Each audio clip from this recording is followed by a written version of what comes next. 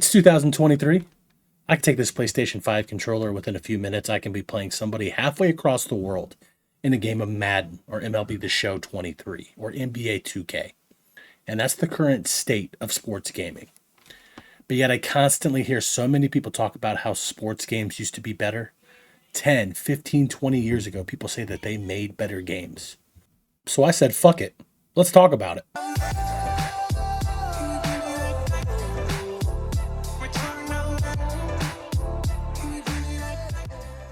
What is going on, YouTube? Welcome to MacDub TV. I'm your host, MacDub, and this is the first episode of our brand new podcast, The State of Sports Gaming. What are we going to talk about? You guessed it. We are going to talk about sports video games. Everything to do about sports video games, both currently and in the past. And that's where we're going to start. The past. If I asked you what sports game do you remember first playing, and on what console was that for, your answer would probably depend on your age. But the game that is probably the most synonymous with the first ever sports game is the classic Pong on the Atari. And while this video game looks simple and rudimentary, it was revolutionary in the sports gaming world, and there are still versions of this being played today. And while there were several other sports-related video games made in the 70s and the 80s, the next revolutionary title is Earl Weaver's Baseball, which actually came out in 1987, and it was produced by Electronic Arts. At the time, EA Sports did not exist. However, this game, along with Madden, paved the way for EA to create EA Sports. It's in the game. And as you can see here from the gameplay video, Earl Weaver's Baseball was a game for the PC, and it had excellent graphics and audio. No way, Jose. Actually, that's no shit. For the time, it was wildly popular for its graphics. It also really improved the AI in sports games. And in fact, the computer was the one who controlled the infielders and the outfielders. The only control that a player had was where and when to throw the baseball to, but they did not move the fielders to try and get in position to catch the ball. They could only throw.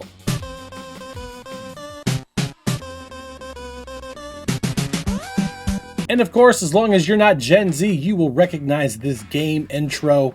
This is Tecmo Bowl that was released in 1989 on the Nintendo NES. And in fact, this was the first football video game to have real-life NFL players.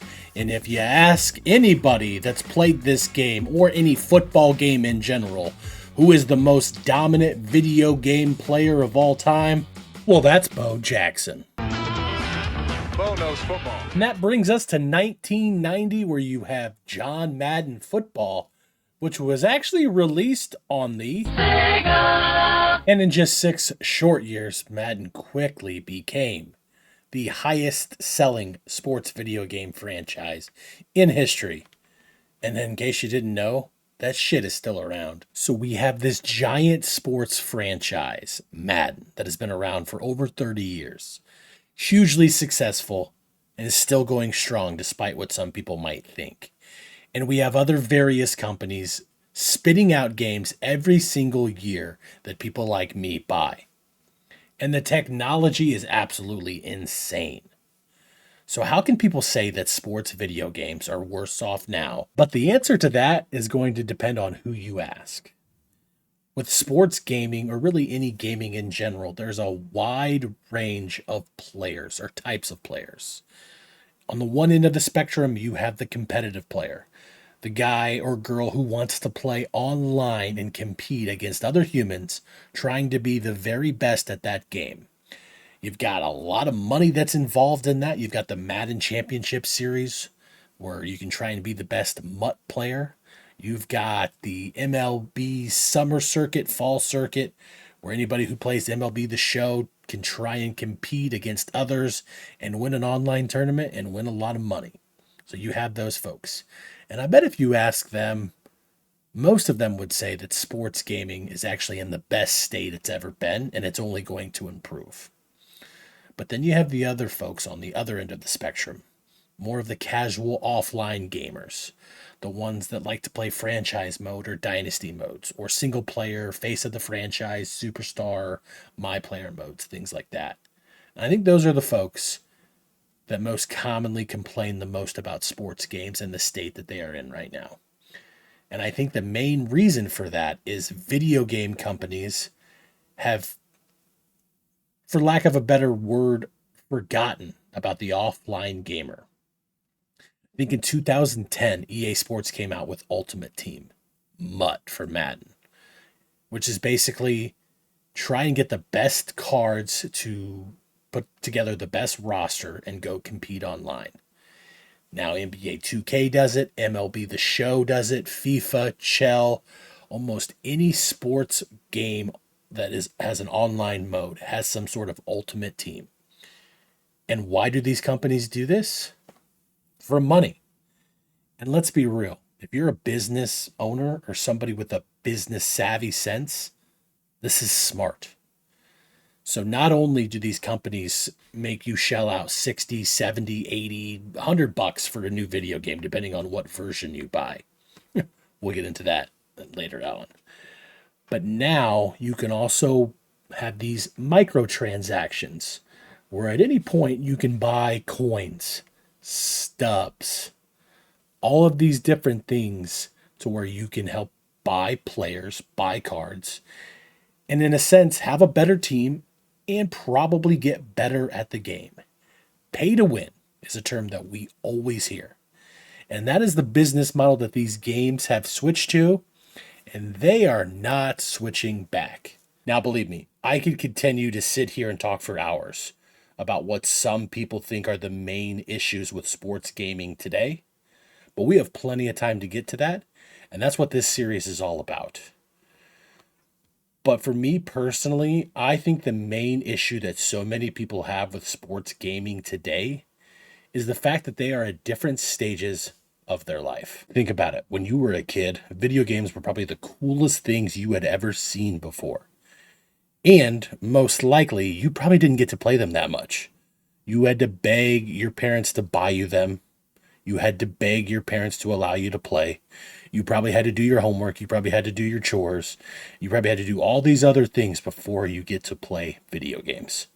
And now, while you have other responsibilities as an adult, with the exception of a few things, you can play whatever you want, whenever the fuck you want. And so I think for some of us, when we play video games today, we're reminded of the times when we were 12, 13, 14 years old. We have a buddy over. It's late at night and we're playing. He's on the top screen. I'm on the bottom screen. I can see his plays. He's calling me a cheater for looking at his screen while he's calling plays. I'm calling him a cheater. That's just not how video games work these days. And nobody really likes change. But that doesn't mean that sports gaming is in a worse state right now.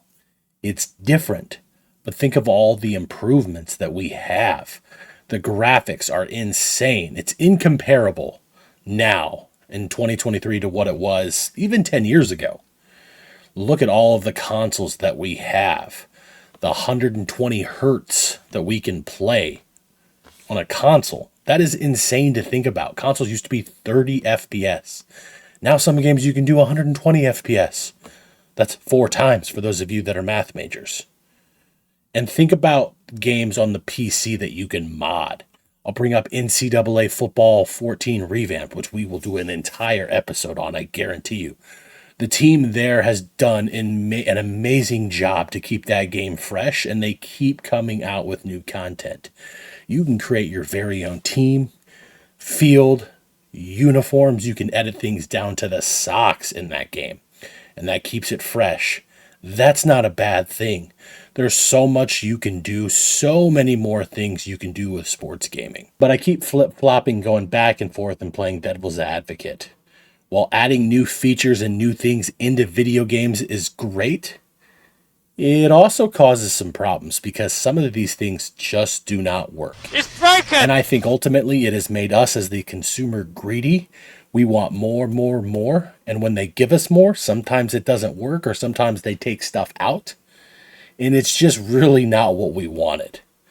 So I think while the technology is great, I think for some of us, we have lofty expectations that these companies just cannot deliver yet. And of course, it goes back to what you are looking for in a gaming experience.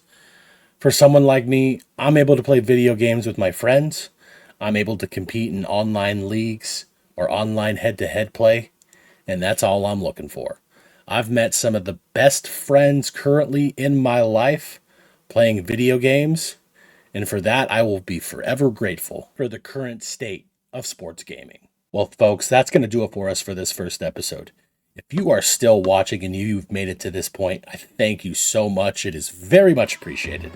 I know about halfway through this thing, we just started to ramble, and I really didn't want to do that, but there's just so much that we can say about sports gaming and the current status of it and what we miss about sports games in the past.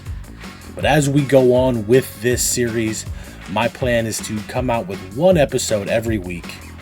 We'll take a deep dive look into specific games, specific gaming franchises, what we like about the game, what we don't like, what we would like to see changed. If you guys have anything specific, any game, any franchise that you would like to see personally, please drop that in the comments. I will be having guests on this podcast. I can't sit here and tell you that I still play every current sports game out there.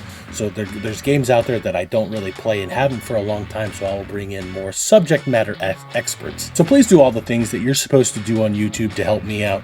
Hit the like button, hit the subscribe button, make sure the notifications are on so that way the bell goes off the next time I post a video so you can watch it. And before I post the blooper of the week, I challenge you to write in the comments one sports video gaming memory that you have as a kid or as an adult. Type that in the comments. Mine is, we were playing in a tournament in Madden on a Sunday. I'm in high school. We always had Sunday tournaments. And my buddy would not stop talking shit. And I tackled his ass out of that chair. And I fucking pummeled him. Not my best moment. But appreciate you guys watching. I don't have a catchy phrase. So how about this? You don't have to go home, but you got to get the fuck up out of here. Bye.